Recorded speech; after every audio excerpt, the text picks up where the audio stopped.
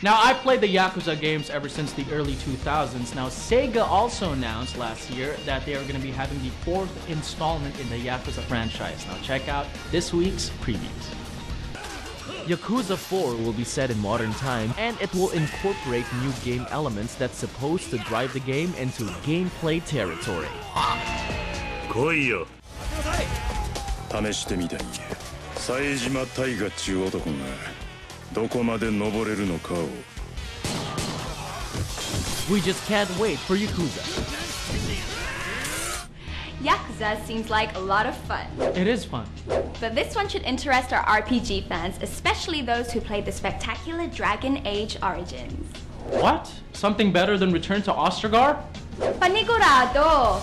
Heto ang Dragon Age Origins Awakenings. Evil never sleeps. After defeating the Archdemon and ridding Ferelden of the Blight, there's a new bad guy and it's talking sentient darkspawn.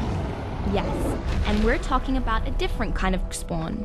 Evil, cunning, intelligent, and brutal. As a Grey Warden, you're going back to your darkspawn killing ways and deal with this new evil. The war is won, but in Dragon Age Origins, evil has just been awakened. The Lords have come to swear fealty to you and the Grey Wardens. There are traitors in our midst. Tread carefully, Commander.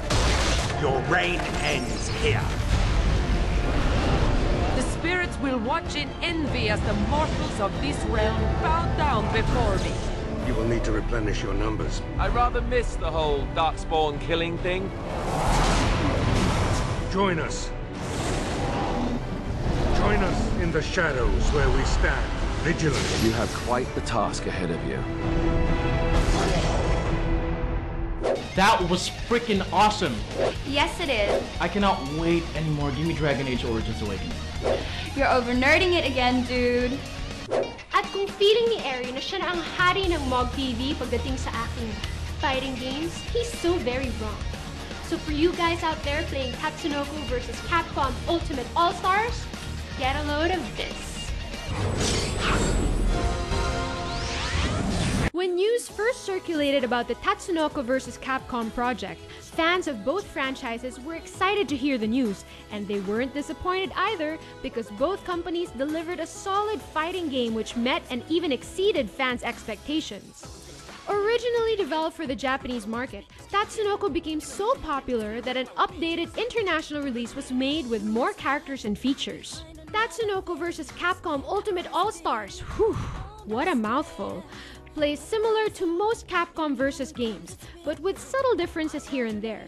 One of the most glaring is the 4-button configuration instead of the Capcom standard of 6, which corresponds to light, medium, and heavy attacks with a separate button for tag assists. Now that we've got the basics, let's move on to the meat of this show. The tips and tricks, yummy. With so many characters from both Capcom and Tatsunoko, you can only fit a small amount of fighters in the game. However, just because you don't see them doesn't mean they're not there. There are a total of 5 hidden characters in the game. Frank West of Dead Rising, Tekka Man, Yatterman 2, Zero from Mega Man series, and for those of you who are sick of Gatchaman Ken's the Eagle, there's Joe the Condor, who is just 10 times more cooler than Ken. Anyway, on to the tips.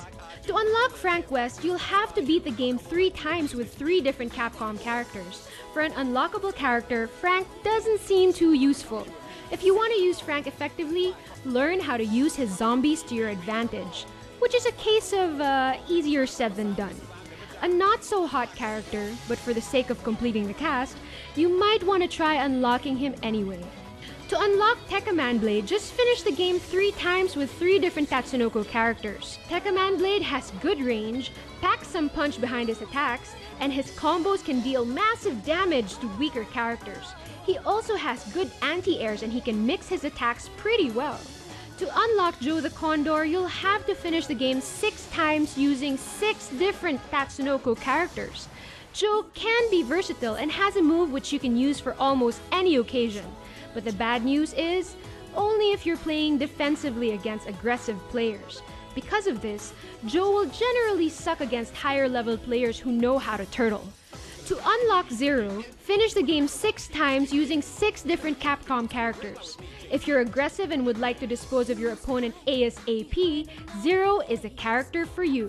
He can execute combos without much difficulty and can fill your meter quite easily.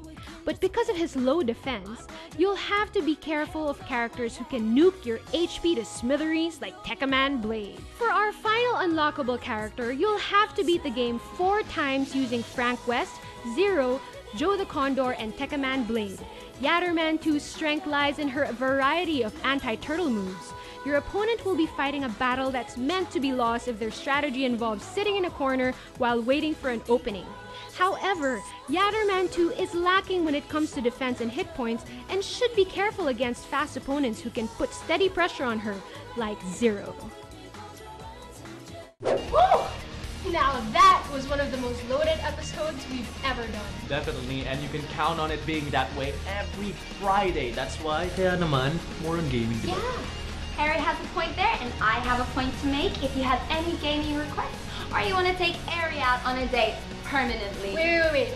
I think you're gonna need divine intervention for that to happen. Yeah, we can always wish. But of course, there is our website at www.mogtv.com.ph. And there's always our Facebook account, which will keep you warm and cozy every night. But it's time to say bye-bye. This is Jocelyn Oxley. This is Aaron Neiman. And Diane Season. This is MOG TV. Game over!